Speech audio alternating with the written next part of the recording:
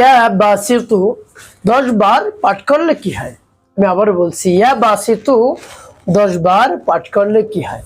খুবই দামি এবং গুরুত্বপূর্ণ আমলটি আপনি শিখে রাখুন, আপনার কাজে লাগবে। আমলটি কখন কিভাবে করবেন, কোন নিয়মে করবেন, আমলটি করে কিভাবে আপনি উপকৃত হবেন আমি বলে দিচ্ছি।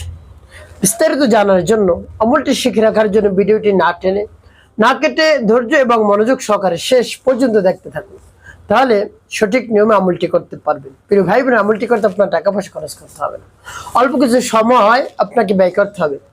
অল্প কিছু সময় ব্যয় করে যখন আপনি আমলটি করবেন, এর ফলাফল দেখে আপনি আনন্দিত হয়ে যাবেন। প্রিয় ভাই বোনেরা, চলুন কিভাবে আমলটি করতে হয়। শুরুতেই উত্তম রূপে পবিত্রতা অর্জন করবেন।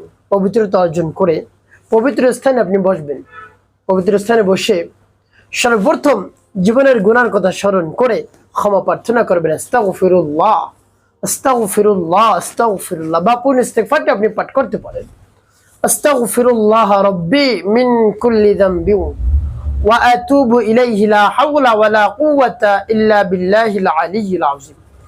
যখন পাঠ করে হয়ে যাবে, এরপর 3 বার দুরূদ শরীফ সাল্লাল্লাহু আলাইহি ওয়াসাল্লাম, সাল্লাল্লাহু আলাইহি ওয়াসাল্লাম, সাল্লাল্লাহু আলাইহি ওয়াসাল্লাম ইস্তিগফার এবং দুরূদ শরীফ যখন পাঠ করে হয়ে যাবে, এরপরে আপনি সেই নামটি পাঠ করবেন। প্রিয় ভাই বোনেরা, নাম পাঠ করলে আল্লাহ রাব্বুল আলামিন খুশি হয়ে যান, আনন্দিত হয়ে যান। আপনি যা চাইবেন সাথে সাথে দান করবেন।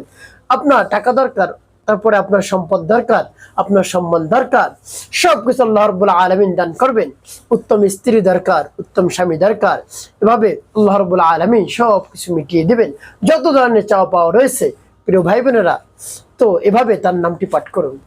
তাই আল্লাহ রাব্বুল আলামিন এতই খুশি হয়ে যান, আল্লাহ রাব্বুল আলামিন জানান, উদউনি আস্তাজিব লাকুম, বান্দা আমাকে ডাকার সাথে সাথে আমি তোমার ডাকের উত্তর দেই, সাড়া দেই, যা চাও সাথে সাথে দিয়ে দিই। সুবহানাল্লাহি ওয়া বিহামদিহি।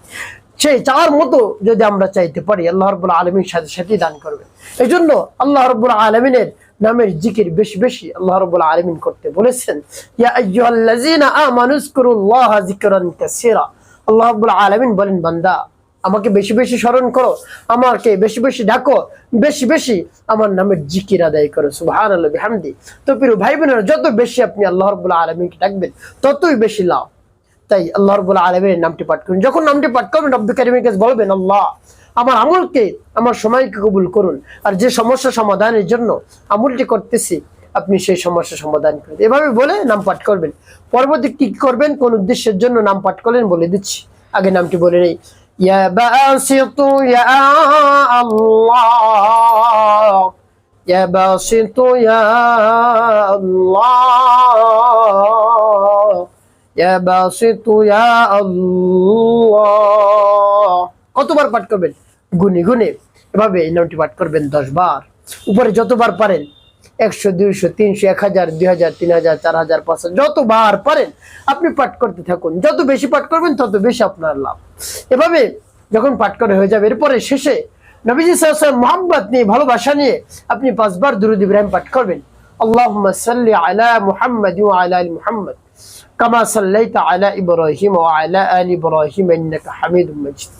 আল্লাহুম্মা বারিক আলা মুহাম্মাদ ওয়া আলা আলি মুহাম্মাদ كما باركت على إبراهيم وعلى آل إبراهيم إنك حميد مجيد. اللهم صل على محمد وعلى آل محمد كما صليت على إبراهيم وعلى آل إبراهيم إنك حميد مجيد.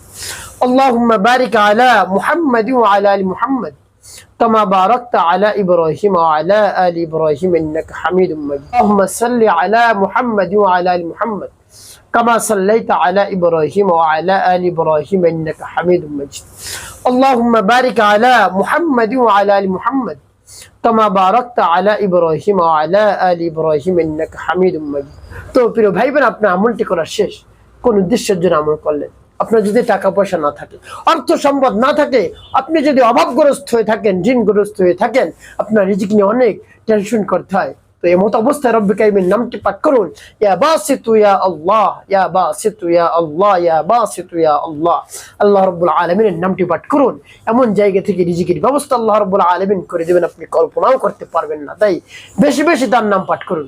এভাবে আমলটির শেষে রব্বুল কারীমের কাছে মন খুলে, প্রাণ ভরে, বিশ্বাস নিয়ে, দৃঢ়তার সাথে একেবারে বলবেন, চোখের পানি ফেলে সাথে সাথে আল্লাহ রাব্বুল আলামিন কবুল করে নেবেন। অঢেল সম্পদের মালিক আল্লাহ রাব্বুল আলামিন আপনাকে বানিয়ে দেবেন ইনশাআল্লাহ। একটি কাজ আপনাকে করতে হবে, 5 ওয়াক্ত নামাজ আদায় করতে হবে, মানুষের কল্যাণে খেদমতে কাজ করবেন। অবশ্যই আপনার জীবন সুখময় হবে, শান্তিপূর্ণ হবে ইনশাআল্লাহ।